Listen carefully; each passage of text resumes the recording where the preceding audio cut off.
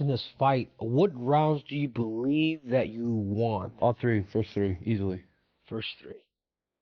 He had nothing for me. He might have landed 2 punches in all 3 of those rounds. Did you watch Yeah, it? I mean, we all watched it.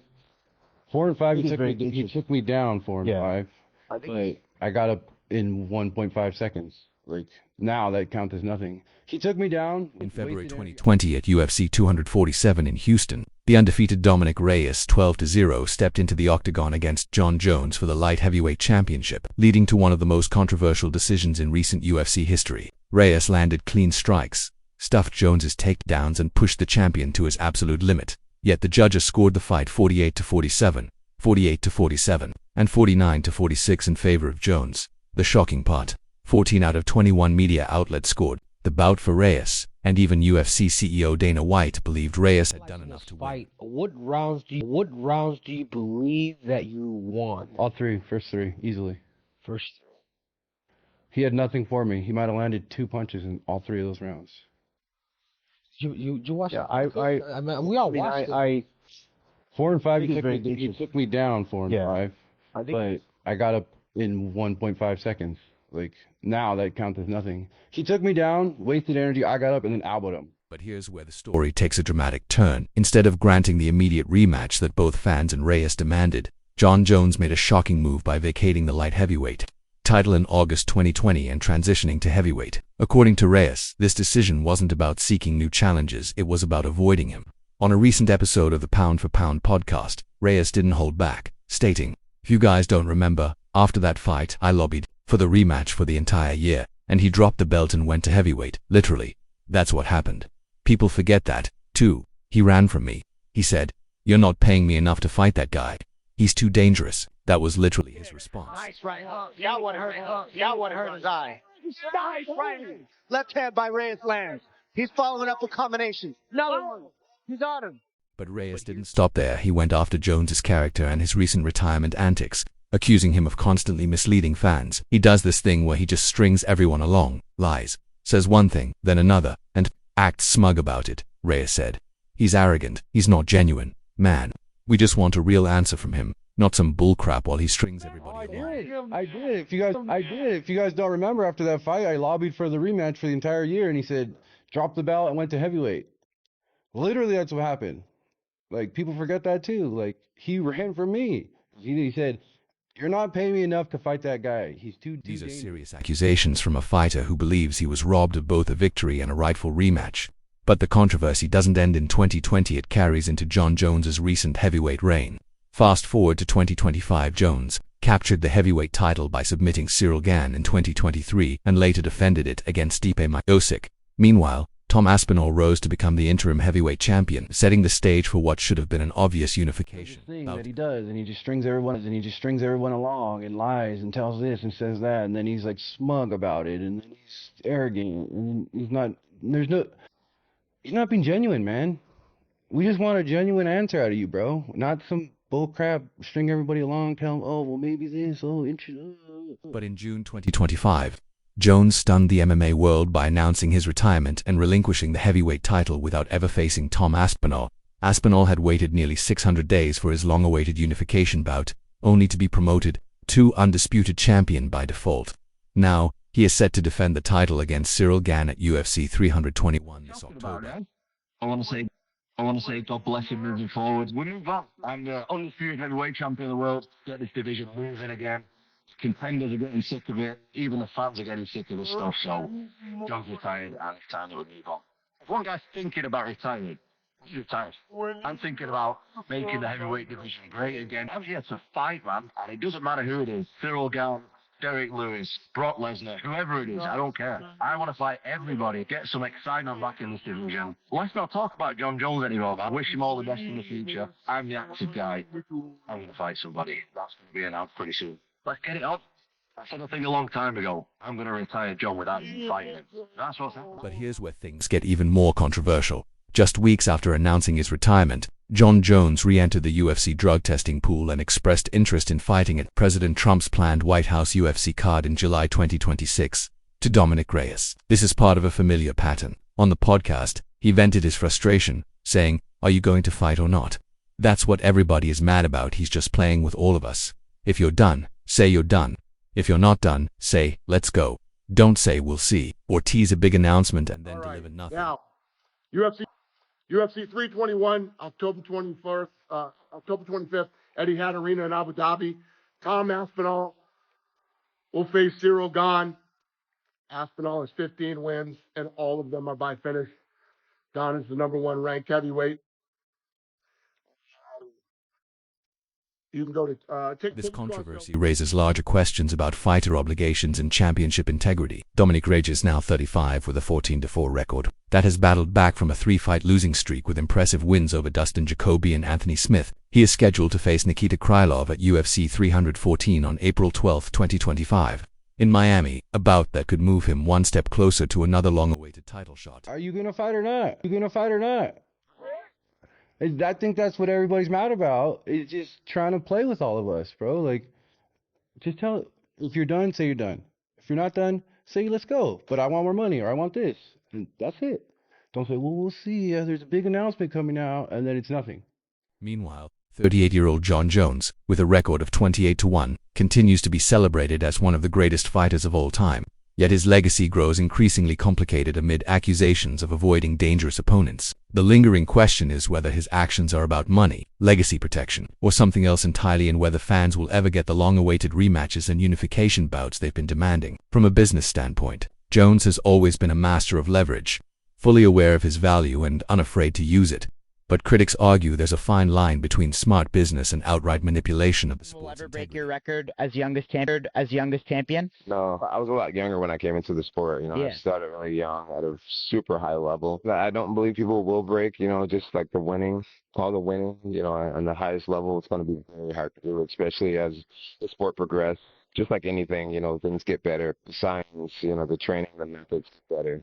I don't think Babe Ruth could compete with the guys today. I think fighters of the future are going to be very tough, and it's going to be very hard to do what I've done. I've been doing it my whole life. UFC CEO Dana White has made it clear that he can't risk having Jon Jones headline an event as significant as the White House card, citing the uncertainty surrounding Jones's commitment, a sign that even the promotion questions his reliability. For fighters like Dominick Reyes and Tom Aspinall, this is about far more than missed opportunities. It's about respect for the sport and fair treatment for elite competitors who have earned their title shots. As tonight's breaking news wraps up, the Jon Jones controversy continues to divide the MMA community. Some see him as a strategic businessman, while others believe he's gaming the system.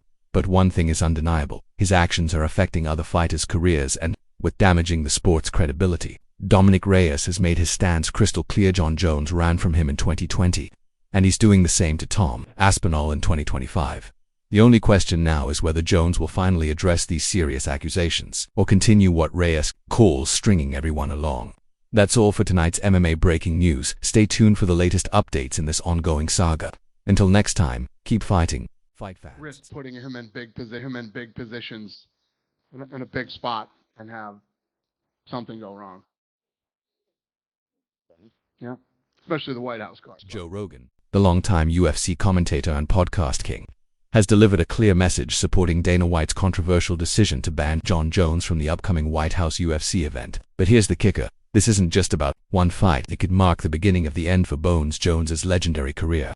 Even Joe Rogan, one of Jones's biggest supporters, now believes Dana White made the right call, and his stance signals just how serious this situation has become. Stay tuned as we break down why Rogan is siding with the UFC and what it means for the future of Jon fight Jones. for the title, the White House. Dana shut it Dana's down. like, nope, I can't trust Jon Yeah. to not fuck something up. Yeah. Just Can't risk putting him in big positions, in a big spot, and have something go wrong. Yeah. Just as Especially Jon the one Jones White was House. expressing how much he really wanted to fight at the White House, Dana White says no. He has put his foot down on Jon Jones, and he claims that he cannot risk Jon Jones at the White House. Absolute cinema. He's done with Jon. Just It all like began with with the bombshell announcement that set the MMA world on fire. Earlier this month, President Donald Trump revealed that the UFC would bring the Octagon to the White House lawn for a special 4th of July pay-per-view event. It's completely unprecedented. The biggest stage in combat sports, meeting the most powerful office in America. Jon Jones immediately saw this as his ultimate moment, canceling his retirement plans, re-entering the UFC testing pool, and declaring that this was his new purpose for competing. For a fighter who has conquered everything else, the chance to represent his country at the White House felt like the perfect capstone to his legendary career. For one, I gotta give people flowers. I gotta give people flowers when they deserve them. Shout out to Dana White for saying I can't have Jon Jones I can't have him on the White House card. It's too much of liability, and I respect the fact. Hopefully, he can hold. But hold here's his where word. things take an unexpected turn. Dana White initially described a Jon Jones versus Tom Aspinall showdown as his dream headliner for the historic White House event, but almost overnight, everything changed. At the UFC 318 post-fight press conference in New Orleans, White dropped the hammer saying, "You know how I feel about him. I can't risk putting him in big positions, in a big spot, and have something go wrong, especially the White House card." Retirement campaign, whatever you want to call that last chapter, the effect it had was to demoralize the fan base. And now he thinks he can come out there and be like, I'm back in the gym. Bye. You're not wanted. Oh, you just retired. Now we're gonna be able to fight at the White House July 4th. You're getting back in the testing pool, and then you obviously think you can fight for the heavyweight championship. Translation: Jon Jones is simply too much of a liability for the biggest UFC event in history, and now Joe Rogan is fully backing that decision. This is where the story takes a surprising twist. Rogan has covered Jon Jones's entire career, witnessing every high, low, and controversy along the way. You'd expect him to defend Jones, right? About him winning Wrong. the belt. You know how I felt about him. I can't risk putting him in big positions in a big spot and have something go wrong, especially On the White latest House. JRE MMA show with Khalil Roundtree Jr., Joe Rogan was brutally honest about the situation, openly acknowledging that while Jon Jones is one of the greatest fighters of all time, his unpredictability and history of controversies make him too risky for an event as monumental as the White House Title card. 23 has just been destruction of everyone ever since. Never ducked anybody, fought all the best, destroyed everybody, has dominated his division, went up to heavyweight, dominates at heavyweight. So why? He's just the greatest of all time. He's 37 years old and he's This still is Joe Rogan, one of the most influential voices in MMA, essentially co-signing Jon Jones's exile from the sport's biggest stage. When Khalil Roundtree Jr. pointed out that it's a tough position for Dana White because the risk is too high, Rogan agreed twice. His final verdict: "It's a story as old as time, isn't it?" But to his credit, Jon Jones's response was surprisingly mature and measured. In a lengthy post on X, Jones acknowledged his disappointment, while emphasizing his commitment. "While I was a little disappointed, I'm still in the UFC's drug testing pool, staying sharp and continuing to train like a professional," Jones wrote. "The opportunity to fight at the White House gave me something deeper to fight for, why that goes beyond paychecks or belts. Fighting for my country gives me a greater purpose," he concluded with. "I'm chasing legacy, something timeless, something bigger than the moment. So for now, I'll keep grinding, stay patient, and stay faithful. I'm ready to fight on July 4th. But here's the reality check. Being ready and being trusted are two very different things. And right now, even his biggest supporters don't trust him with the UFC's most important event. And that brings us to the elephant in the room. Tom Aspinall, the interim heavyweight champion, has been waiting patiently for his shot at Jones, and this entire White House saga has only made his road to unification more complicated. And Dana shut it Dana's down. like, Dana shut it Dana's down. like, nope, I can't trust Jon. Yeah. Do not fuck something up. Yeah. Which is wild. Yeah. But also, what are you gonna say when Jon? Recent reports claimed that Jon Jones was demanding $30 million to fight Tom Aspinall, with rumors suggesting the UFC was willing to meet that price. However, Joe Rogan had to walk back those statements after Dana White contacted him directly, dismissing the reports. As now Rogan is taking a different stance, saying, "Give the man all the time he wants. He can fight whenever he wants to fight. That's Jon Jones. He's the GOAT. So, leave him alone." But then comes the reality check. At some point, the UFC has to determine who the true heavyweight champion is. If Tom Aspinall is the interim champion and Jones decides he no longer wants to fight, then that's the reality the division and the sport So has to Joe face. Rogan is hearing rumors about Jon Jones versus Tom Aspinall, and he says that the rumor is Jon Jones is asking for $30 million to fight Tom Aspinall. Will the UFC meet his demands? $30 million. The subtext is clear. Jon Jones's time as an active champion may be running out, whether he likes it or not. So here's the million-dollar question: is Jon Jones over? Let's look at the facts. First, he has been shut out of the biggest UFC event in history by his own promotion. Second, his most influential media ally, Joe Rogan, is publicly backing that decision. Third, Jones is under immense pressure to either face Tom Aspinall or risk relinquishing his title. Yet here's where it gets interesting. Rogan still believes Jones will eventually fight Aspinall, and when he does, he'll be absolutely terrifying. Speaking to Ilya Topuria, Rogan said, "John's a conqueror. I don't think he can just sit back. The guy was developing a spinning back kick at 36. He's always evolving." If you enjoy these MMA updates and breaking news stories, make sure to subscribe to my channel for more exclusive content and the latest UFC coverage.